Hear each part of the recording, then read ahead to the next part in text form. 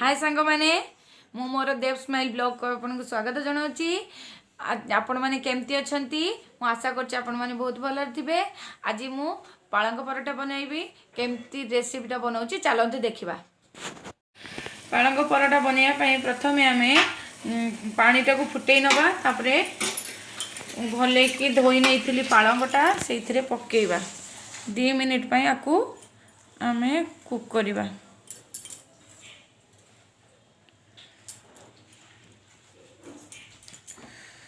टिके टिके आधे फुटिबा आसीगले गैस टाक बंद करके आको छाणी दबा।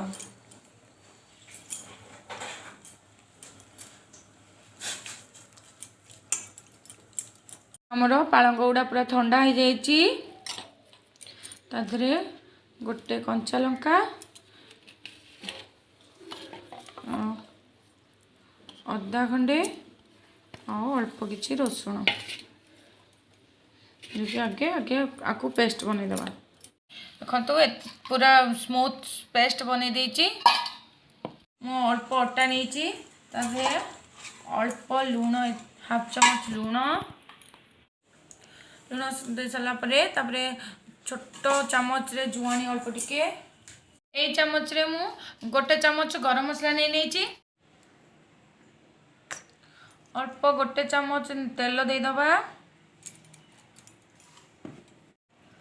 तापर आम पेस्ट को लेकिन ताधे गोले की चकुटिबा।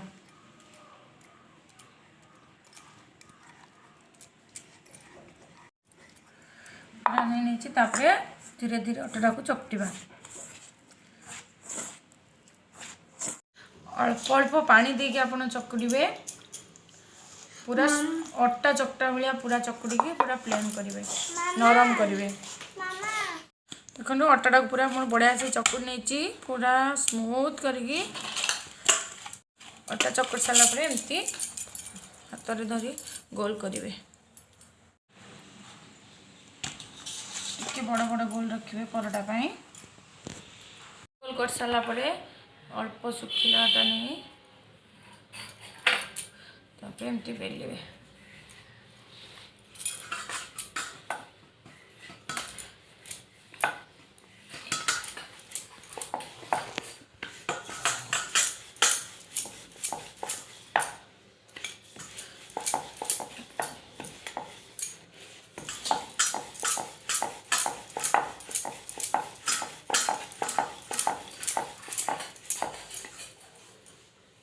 देखो मु पूरा परोटा भाया बेली आपड़ चाहिए गोल भी बेली पारे। परोटा टे सेकी है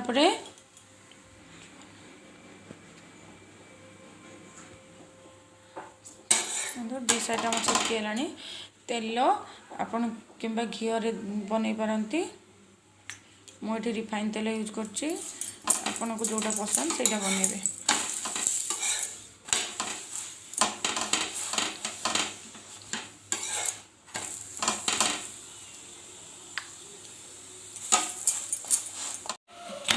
आमर पूरा परोटा पूरा हो गलानी।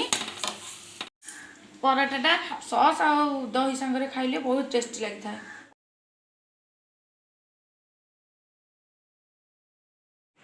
आजिकार ब्लॉग टाक ये शेष करछि। आपन को जदि मो वीडियोटी भल लगे लाइक करेंगे शेयर करेंगे सब्सक्राइब करेंगे बेल आइकन को दबाया को भूलिए।